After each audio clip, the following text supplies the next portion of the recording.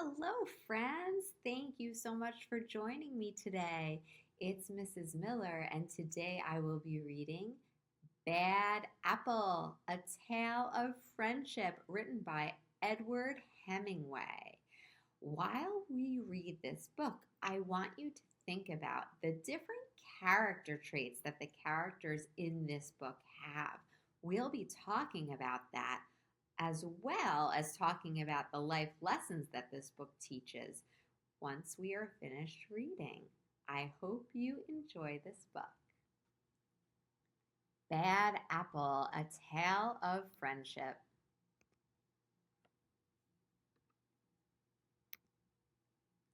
Mac was a good apple. He shared his toys with the other apples, helped Granny Smith pick up after art class, and loved to dive fearlessly into the watering hole. On a sunny day, Mac could bob for hours. On cloudy days, Mac would search for the perfect pillow of green grass and take a long nap. In his dreams, it was always sunny. But one day, as Mac lay sleeping, it began to rain. Soon, all the little creatures in the earth around him poked their heads out to look for higher ground. Some of them found safety under the large toadstools. Others crawled onto stones and pebbles. But one small worm had another idea. When Mac woke up, he was covered in raindrops, and he wasn't alone. You won't believe the dream I just had. A funny little worm was tickling me right here. And now I can't seem to get him out of your head.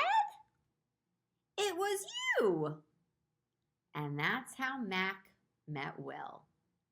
Will showed Mac how to fly a kite, fly himself, and play in the dirt. He loved making a mess.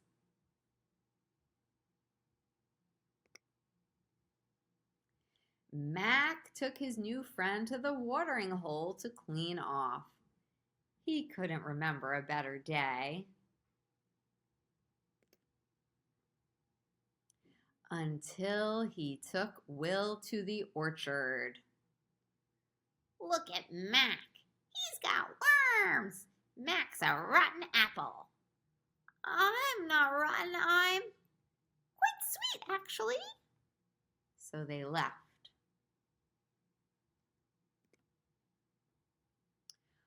Will cheered Mac up by reading aloud from some of his favorite novels. He was a bit of a bookworm. Mac liked the adventure stories best.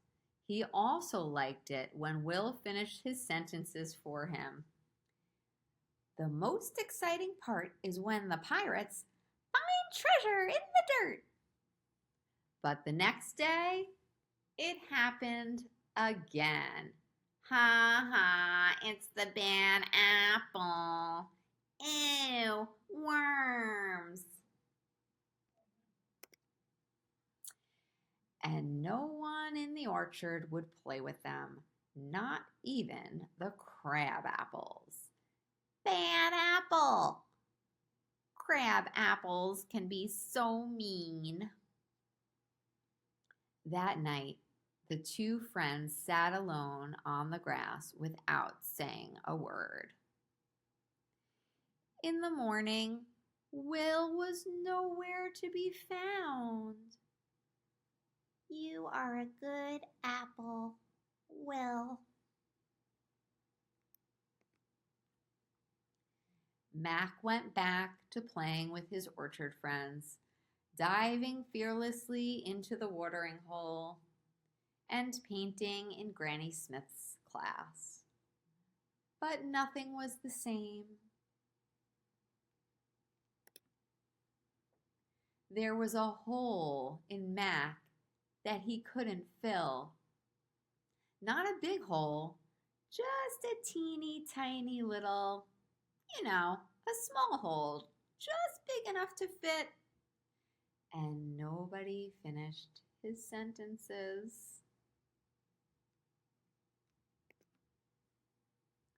Mac had to find Will. He searched low and high and in between, in the dirt, around the watering hole, and just when he had given up all hope, he looked up in the sky.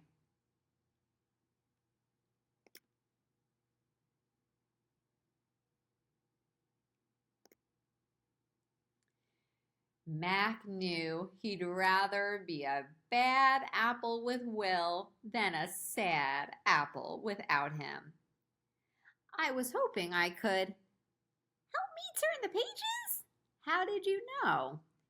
Because you will always be a good apple in my book.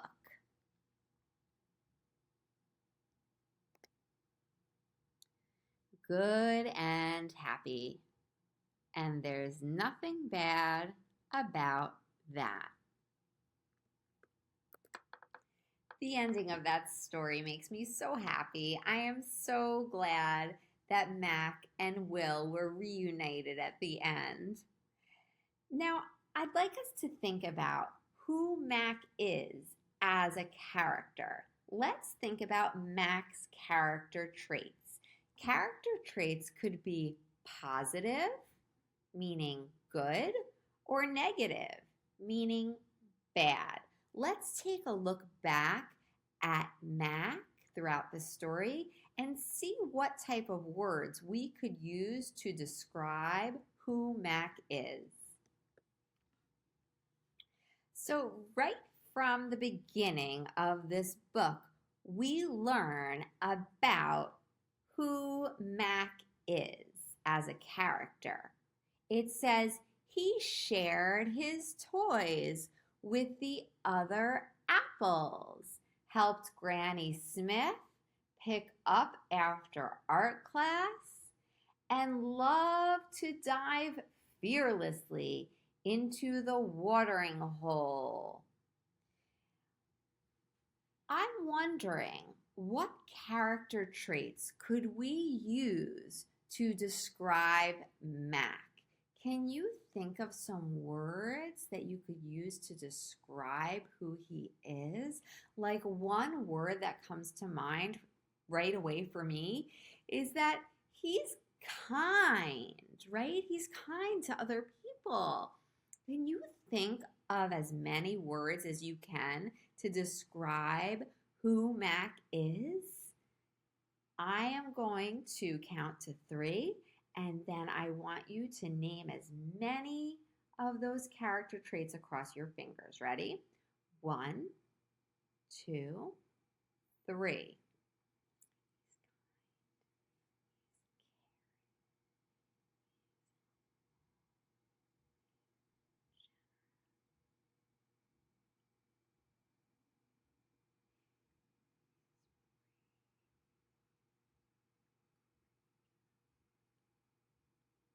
1, 2, 3, eyes on me. I wonder if you came up with any of the same words that I came up with to describe Mac. I thought, well, we already said he's kind, and that's for sure. I also said he's helpful, right? He helps Granny Smith pick up after art class. He's generous, right? He shares with his friends, somebody who shares with others or gives to others. We say that they're generous, or maybe giving. That could be another word to describe him. What else could we say? He's brave, right? Because it says he loves to dive fearlessly into the watering hole. Someone who is fearless, we might say that they're brave or maybe courageous. So we could use a lot of positive character traits to describe Mac. Now, let's read on a little bit and see what other positive character traits we could use to describe him. This is the part of the story where Mac and Will meet. And they meet in sort of a strange way, wouldn't you say? So remember how Mac was sleeping and when he woke up, he found that Will had dug a hole into his head? And what do you think most characters would say or do if they found a worm stuck in their head? What would you do? I would probably go, oh my gosh, what is this worm doing in my head? But that's not what Mac does. No, Mac is friendly to Will. He's friendly to this worm who dug a hole in his head. You could say that he is open-minded, right? Because instead of just like getting mad right away, he keeps an open mind and he gets to know Will. And very quickly, they become friends with each other. Now, here's the part of the story where the trouble begins. These other apples in the orchard, they're not so kind, are they? What character traits could we use to describe these apples? They say, look at Mac, he's got worms. Mac's a rotten apple. And Will and Mac, they try to just ignore what these mean, bad apples say. But then the next day it happens again, right? The apples say, ha ha, it's the bad apple. Ew, worms. So how could we describe these other apples? Can you name as many character traits as you could think of across your fingers? Ready, set, go.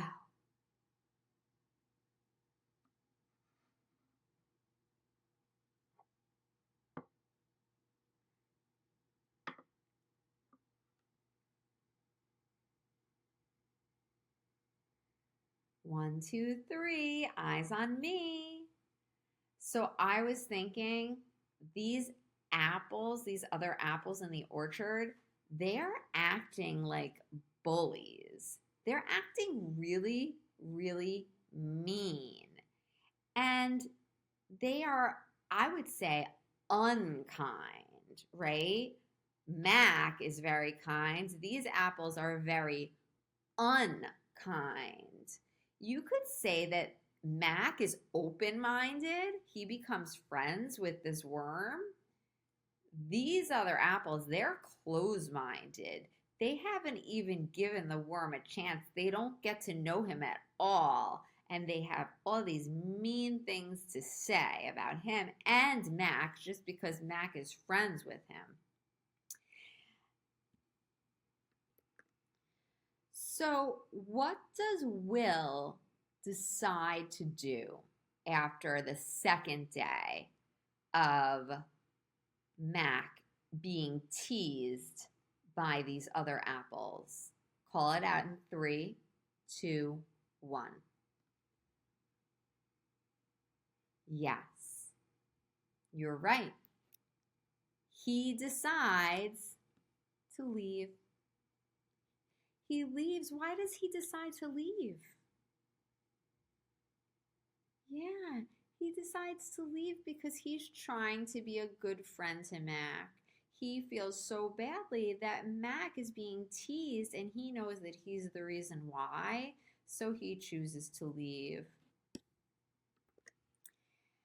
And in one way, that makes things a bit better for Mac because now the apples in the orchard are not teasing him anymore.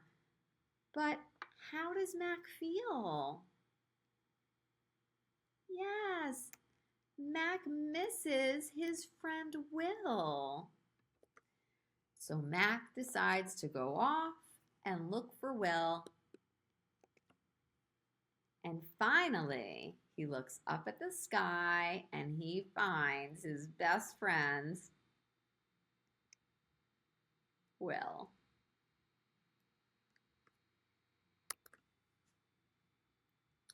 And Mac knew that he'd rather be a bad apple with Will than a sad apple without him. So would you say that Mac and Will are true friends to each other? Thumbs up, thumbs down. Thumbs up, right? Yeah, they are very good friends to each other. And how about the other apples in the apple orchard? Were they very good friends to Mac? No, I agree with you. They were not good friends to Mac. They chose to tease him because of someone that he was friends with that he liked. That's not being a very good friend at all. So, what lesson does this book teach us about friendship? What do you think this book teaches us about friendship? Would you please whisper that into your hands in 3, 2, 1?